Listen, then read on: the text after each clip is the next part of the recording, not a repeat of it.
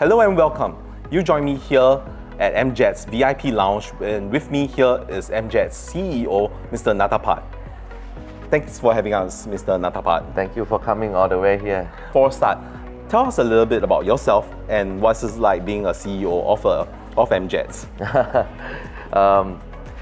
I would say it's not an easy job to be a CEO running a private jet company. It's such a very high demand industry because our client is pretty much I would say they are very important. Their time is very important. So their demand also very important to us. So far the industry has been evolved so much since COVID, and I believe there's more to come. And really, I would say you and I in a very I would say hot industry. We can expect a lot of growth coming, especially in Southeast Asia, and this is what we're here for. We're here to develop a lot of things. Today, hopefully I can share with you what we do here and what more to come, and what client can expect from us in the future. There's a lot of way to travel in luxury, right? So what's the difference between flying first class versus taking a private jet? I would say the big difference, if people flying commercial jet, put it that way in general, versus flying private jet through the FBO, would be I would say time. And time is the most, I would say, in our life, for me, I consider the most expensive thing, because regardless how much you have, but you won't be able to buy it back, right? So I would say they consider time is one of the key component in that success. In terms of if they can save time during travel, then they can spend more time in the meeting room or in a business meeting. So when you travel private jet, I would say in general, you travel commercial airline, you have to be at the airport at least 1 hour before. You have to go to custom weekly, maybe you have to keep up about 15 minutes, 20 minutes, go to exam, maybe another 15, 20 minutes. And then they have a big lounge, right? The reason they have a big lounge is because people have to wait.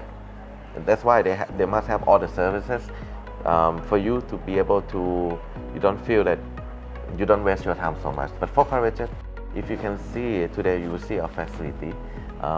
We don't have all those amenities, and people usually ask why private jet is supposed to be more glamorous, more amenity, more services. But actually, from the moment that our passengers step out from their car, going to the aircraft, it takes less than 5 minutes for the domestic travel. For international, approximately about 7 minutes. The reason why, because 2 more minutes spent on the custom service. So we did not take any shortcut. The flow is still remain the same, but everything is more compact and it's more convenient and it's faster.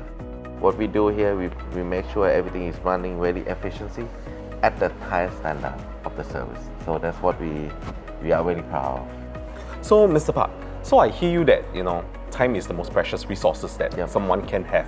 So a lot of people feel that traveling in private jet, it's more like a want, not a need. What's your take on that then?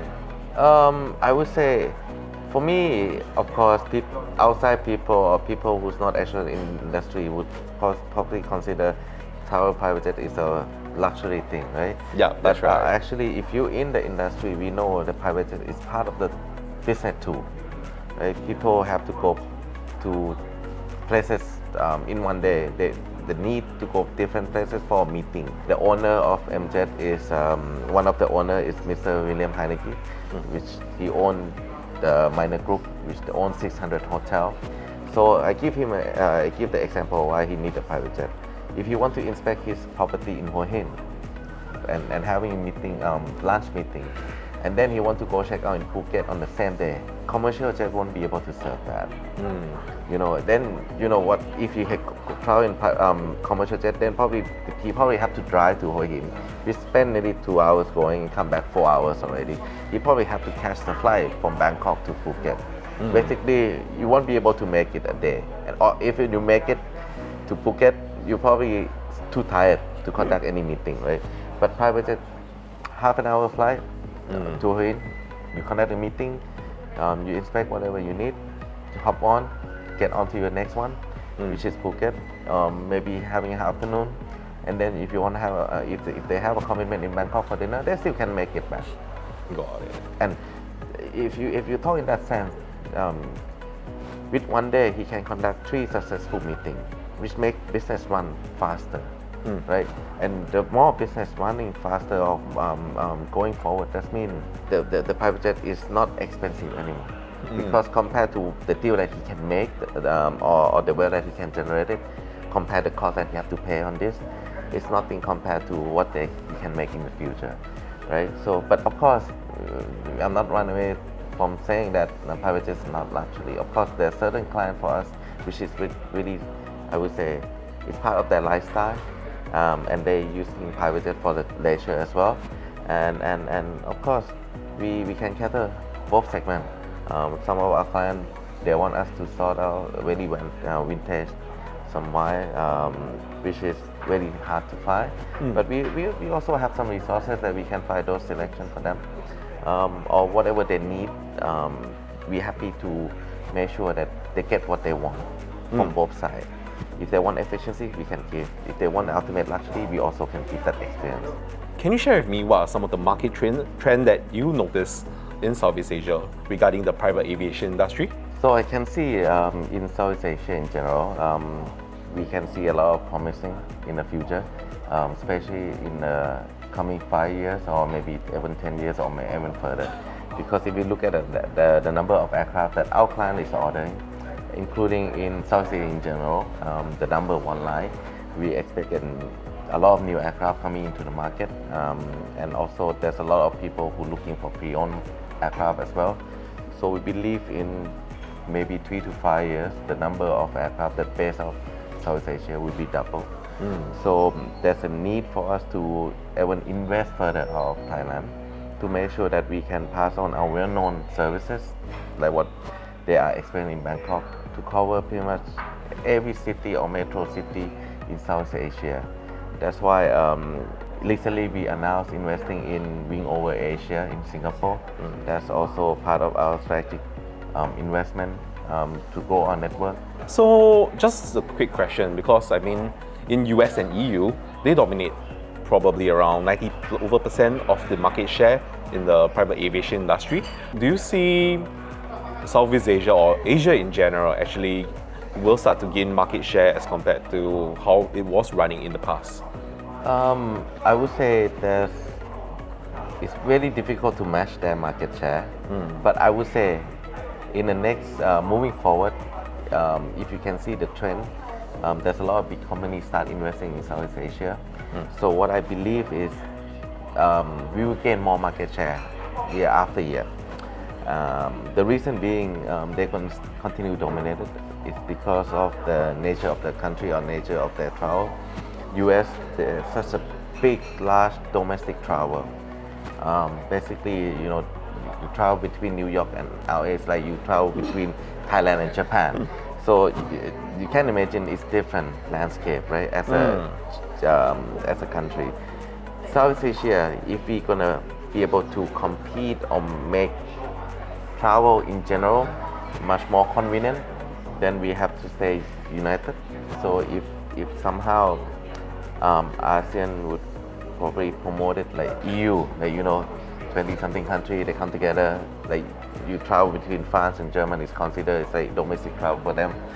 So if we can do that in South Asia, if we bring every country together, then I'm sure the demand will grow, because it's going to be more and more convenient, right?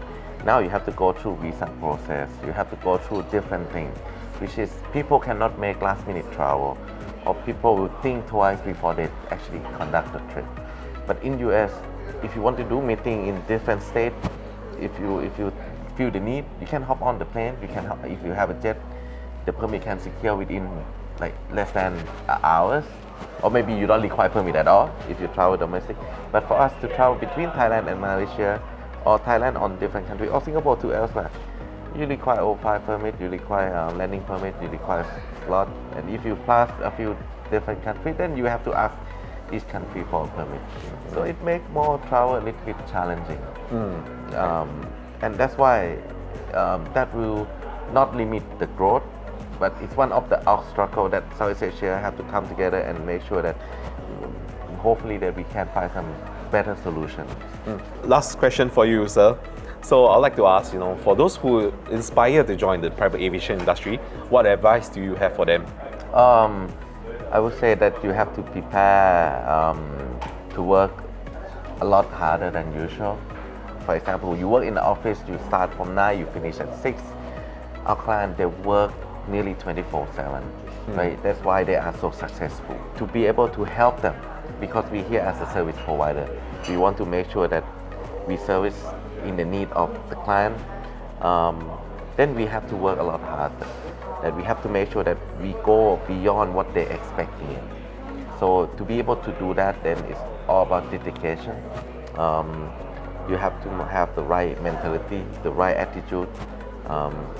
Everything is about can do. If in other business, maybe you have more chance to say no. But in this business, you just have to find solution, right? If plan A is not working, what is your plan B? What's your plan C? We just have to make sure that the client will be able to achieve what they need, where they need to be. So whoever wants to come in, that's, I would say it's a good industry. It's one of the highest growth industry in the world. All it starts is within yourself. How much you want it, and how much you're willing to go a little bit extra to make sure that you'll be success in this business. Because if you stay in pretty much your comfort zone, or you stay in pretty much like maybe this one might not be possible. If you start with those sentence, then this might not be the right industry for you. Got it. Thank you so much, Mr. Pat, for your time. Thanks for having the conversation with me.